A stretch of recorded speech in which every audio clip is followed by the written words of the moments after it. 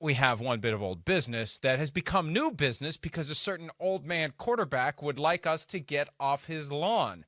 Myles Simmons has found a very unlikely ally in Tom Brady because Tom Brady, not a fan of the rules that have dramatically expanded the numbers that can be worn. And it's not just single-digit expansion, as it dawned on me today when I looked more closely and thought more thoroughly or at all about what this means. You're going to have expansion of linebackers from 1 all the way up to 59. So you can have linebackers in the teens, in the 20s, in the 30s, in the 40s. You can have running backs in the 80s. You can have tight ends from 1 all the way up to 49 and then 80 to 89. Previously, tight ends were just 80 to 89. So it is going to be revolutionary for the NFL. Tom Brady thinks it's stupid. Tom Brady thinks it's going to result in a lot of bad football. I still don't understand that, Myles. Since you're the anti-single-digit number person within PFT, I want you to make the case as to why, from a football standpoint, not cosmetic, but from a football standpoint, this is a bad idea. Well, I think that if you're looking at it like Tom Brady is looking at it, then you can say it's going to be more difficult to figure out what the personnel groupings are on either side of the ball, right? If you are an offensive player, and I think to Tom Brady's point, if you're looking at this, and he's been doing this for 20 years, so I can understand it from his perspective, why all of a sudden he doesn't want to go out there and say, number 9 is the mic. Like, that should be a 50, right? That's something that he's been doing for really 20 years. So it doesn't want to be number 9. He doesn't want it to be 23 is the mic or 34 is the mic. That's weird. It's just not necessarily something that you have seen in the past. So I get it from that standpoint. And, you know, if you're looking at it as if you're going to say, all right, I want to be able to tell immediately if these guys are in nickel, if these guys are in dime, if they're in their base package. It may be a little bit harder to tell because you're not going to see the same numbers. However, I guess you asked me to make the argument for what Brady's talking about. Now I'm going to make the argument against it. Well, you're watching film all week. So a lot of times guys, when they're in the locker room and when we still were able to go into the locker room and we weren't just doing these things on Zoom, and they would talk about different players on other teams, they would refer to them as numbers, right? So, you know, if you were talking about whoever it is and this cornerback is on the other team, usually you'd say, yeah, 23 is really good. We know that he does a lot of things with press coverage and all that. So they're going to know who guys are, you know, and Brady may say, well, it's going to be easier for them to get off a blitz toward me. Like, maybe, but you're still going to know who it is because you've been watching film all week. And no matter what, if you're Tom Brady, you've seen the blitz before. So I think Tom Brady's going to be okay. Well, and that's the thing that bothers me about this. 2 things bother me about it. First of all, you have studied film all week. You know who the players are. You know who number 5 is. You know he's a linebacker. You know that there's an outside linebacker who wears 17 like Rashad Weaver from Pitt wants to do at the next level. And you better make sure you're classified as a linebacker, not a defensive end, because if you're a defensive end, fewer numbers available. The other thing that bothers me is this. Why are we just hearing about this after the change is made? It's not like it was some secret proposal. Remember a few years ago when they put in the rule about lowering the helmet and making contact with an opponent, and that just came out of the blue? That was literally a rule that they drafted up at night at the league meetings and didn't tell anyone about until the owners voted on it. There was no opportunity for anyone to say, maybe this isn't a good idea. And I think they wanted it that way. After the fact, people were saying maybe this isn't a good idea, and we've seen that maybe it wasn't. This was out there. It was a trending topic. It was a big deal. Guys on his team, Leonard Fournette, talking about moving to number 7. Guys were discussing this. This was well known in NFL circles. And I don't know, do I expect Tom Brady to be plugged in on what's happening in the NFL? Well, yeah, greatest NFL player of all time. I'd like to think he knows what's going on in the sport that he's mastered, right? The fact that he's complaining about it after the rule has been passed rings hollow to me because he knew or should have known about it before and should have said something. I don't want to pick on Albert Breer, but I saw a tweet from Albert Breer saying, oh, yeah, there were coaches who had this concern. Well, why don't you say something about it? Why didn't somebody point this out so we could have a reasoned debate?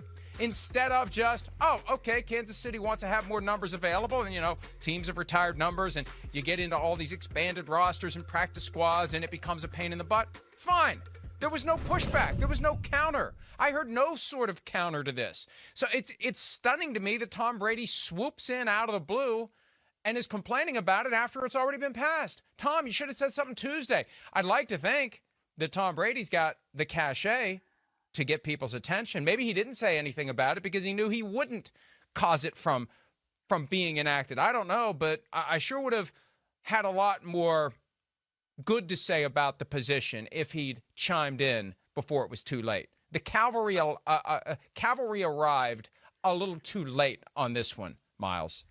How much you want to bet if he had said this on Tuesday or Monday, then the Buccaneers would have voted against it on Wednesday, right? I mean, that's the kind of influence that Tom Brady has, and he's earned that influence, especially after going to Tampa Bay and winning a Super Bowl like he did. But I think you're right. Look, I don't know that any real trepidation expressed by coaches or players or anybody would have changed the outcome of this, but this has been universally praised, except for people like me, by pretty much everybody, right? I mean, you were into it. Everybody else in our PFT group text was into it. All the players seem to be really into it.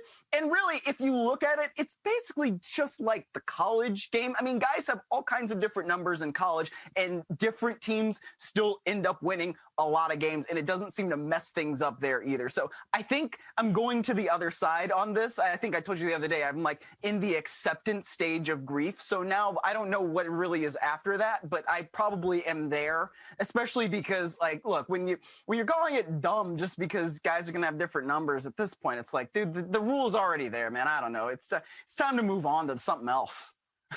The reality of whatever strategic benefit there may have, I'm not buying it in part because you mentioned that in college the numbers have been all over the place for a long time.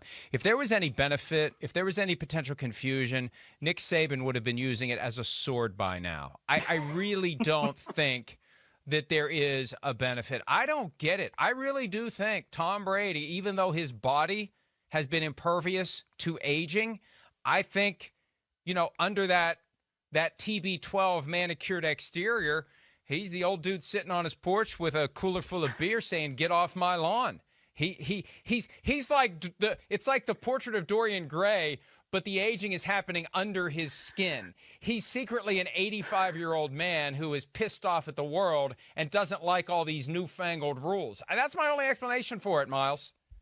Well, he's 127 in football years, basically. So I think it makes sense when he's done this for as long as he's done it at a high level as he's played it at, for him to say, I don't want this to change. I don't like this, and get off of my lawn. I frankly understand it from his perspective. I really do. Because when you've been calling out the same number as the mic for 20 years, going into his 21st season, you don't want to change that. And fortunately, I mean, for him, unless, these guys aren't really superstars, there probably aren't going to be that many dudes who end up changing their numbers, because they're going to have to pay to buy out all of that inventory in order to do it. So maybe he retires after this year, but I don't know.